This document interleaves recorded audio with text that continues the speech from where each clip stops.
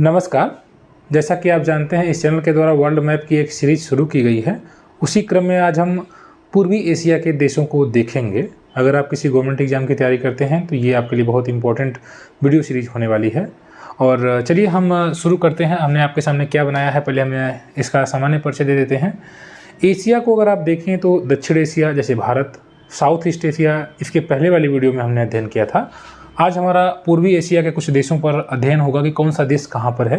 पहले उसकी लोकेशन से हम परिचित हो जाएंगे और उसके बाद फिर हम आगे और बेहतर तरीके से उसे अध्ययन उसका हम करेंगे। ये जो आपके सामने मैंने देश बनाया है, देखिए फ्रेंड्स, ये जो आपके सामने देश दिखाई दे रहा है, ये आपको चाइना दिखाई दे रहा है। सबसे बड़ा एक क्षेत्रफल के आधार पर अगर आप देखें तो काफ़ी बड़ा है। ये आपको जो एक देश और दिखाई दे रहा है, ये मंगोलिया है। जो आप अगर पूर्वी एशिया का जिक्र कहीं पर आता है तो पूर्वी एशिया में कौन कौन से देश हैं, आज हम उसका अध्ययन कर लेते हैं। सबसे पहला देश जो आपको अगर दिखाई दे रहा है तो ये आपका मंगोलिया है। ये जो आपको दिखाई दे रहा है, इसके ऊपर आप चले जाएंगे फ्रेंड्स तो वह रूस है। रूस को आगे हम नेक्स्ट पार्ट में कवर करेंगे। तो अभी हम पूर्वी एशिया में, चूँकि जैसे ये अगर आप देखें तो दक्षिण एशिया भारत है, ये दक्षिण एशिया है, ये साउथ ईस्ट एशिया है। इसके पहले वाली वीडियो में हमने साउथ ईस्ट एशिया का अध्ययन किया था। आज हम पूरब की ओर देशों का अध्ययन करने वाले हैं। तो सबसे पहले मंगोलिया, इसकी राजधानी यहाँ पर उलानबाटर है। तो ये पहला देश है, इसको आप याद रखिएगा, मंगोलिया है। और इसके बगल में कजाकिस्तान है। कजाकिस्तान इस वीडियो में हम नहीं पढ़ेंगे क्योंकि वह पूर्वी एशिया के अंतर्गत नहीं आता है। और एक और चीज़ है कि वो इससे बॉर्डर नहीं साझा करता है, ठीक है। तो ये भी ध्यान रखेंगे आप। ये कजाकिस्तान है और ऊपर रसिया है, रसिया, ठीक है। यहाँ पर रसिया की बॉर्डर चाइना से लग रही है, आप इसको देखेंगे। तो रसिया को हम पूर्वी एशिया में नहीं पढ़ेंगे। ये दूसरा देश जो आपको दिखाई दे रहा है, ये चाइना है, ये चाइना है। और चाइना की कैपिटल बीजिंग है। देखिए यहाँ पर बीजिंग है। आप कम से कम ये परिचित हो जाइए कि हाँ बीजिंग किस जगह पर। अगर आपको चाइना का मैप अचानक में मिल जाए और फिर आपसे पूछा जाए कि इसमें बीजिंग कहाँ है, उसकी कैपिटल, तो कम से कम आप उसकी कैपिटल को समझ लें कि यहाँ पर है। इस जो एक खाड़ी आपको टाइप जैसा दिखा रहा है, ये समुद्र है का हिस्सा है। तो ये पीला सागर के आसपास ये क्षेत्र है। इसके बाद आपको तीसरा देश जो दिखाई दे रहा है, ये द्वीपों के रूप में फैला हुआ है। 1, 2, 3 और 4, ये 4 प्रमुख रूप से द्वीप आपको दिखाई दे रहे हैं। ये जापान है, ये जापान है, ध्यान दीजिएगा। 1, 2, 3, 4 इन द्वीपों के अलग अलग नाम भी हैं। जैसे ये होकाइडो है, ये होन्शु है, ये शिकोकू है और ये क्यूशु है। तो इसको भी आपको याद रखना है क्योंकि इनका क्रम पूछने को दे देता है कि उत्तर से दक्षिण क्रम बनाइए इन द्वीपों का जिस पर जापान है, तो आपको याद होना चाहिए। तो तीसरा देश आपका जापान है। जापान के बारे में खास बात मैंने आपको बताया कि यहाँ पर आपको 4 द्वीप हैं। होकाइडो है, होन्शु है, शिकोकू है और ये क्यूशु है।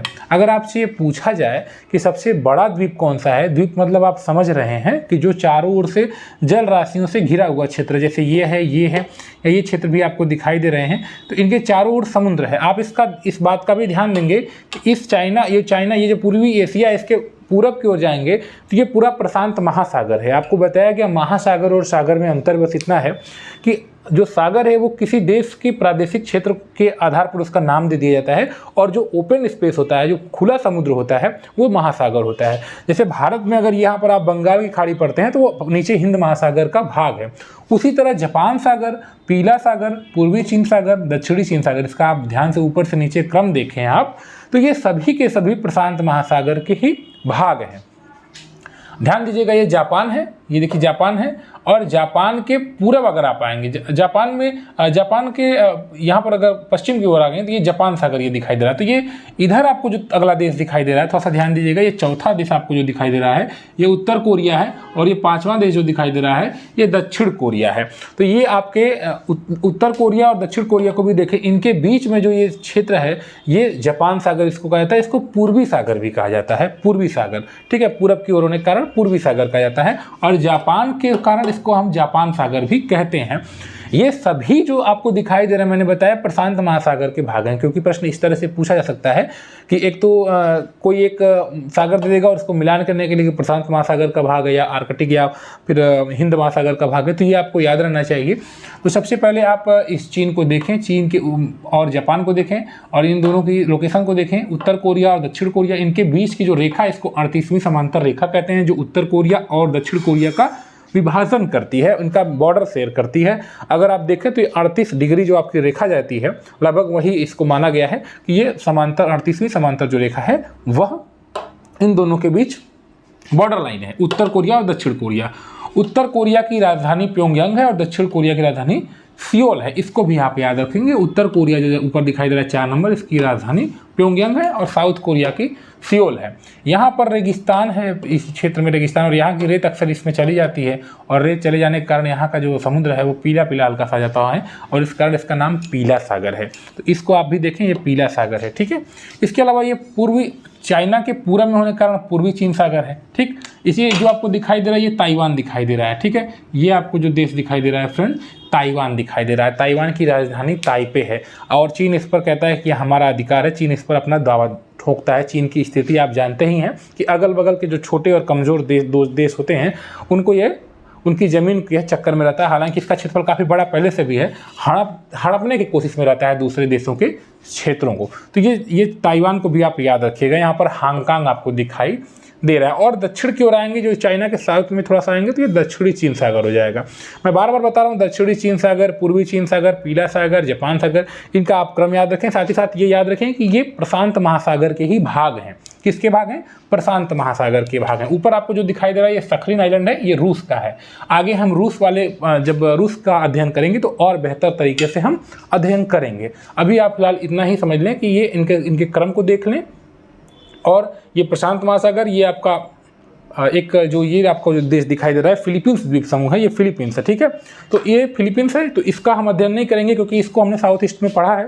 तो ये पूर्वी में नहीं हम इसका अध्ययन करेंगे, पूर्वी एशिया में इन्हीं का अध्ययन हमको करना है। और ये टोंकिंग की खाड़ी, यहाँ पर आप जानते हैं वियतनाम वगैरह लग जाता है, फिर इधर कंबोडिया है, इधर लाओस है, इधर आपका म्यांमार वगैरह आ जाता है, ठीक है, थाईलैंड वगैरह है। तो इन सब का अध्ययन हमने इसके पहले वाली वीडियो में किया है। अगर आपने उसको नहीं देखा है तो आप उसको भी देख सकते हैं, ठीक है। इसके बारे में मैंने आपको बताया। एक बार थोड़ा सा जापान को बेहतर तरीके से आया, होकाइडो है, ये होन्सू है, शिकोकू है और ये क्यूशू, याद रखिएगा। नंबर 1 सबसे होन्सू सबसे बड़ा है और जो जापान की राजधानी टोक्यो है, ठीक है, क्योटो है। ये जो प्रमुख जो इसके स्थान है वो इसी होन्सू पर है, ठीक है।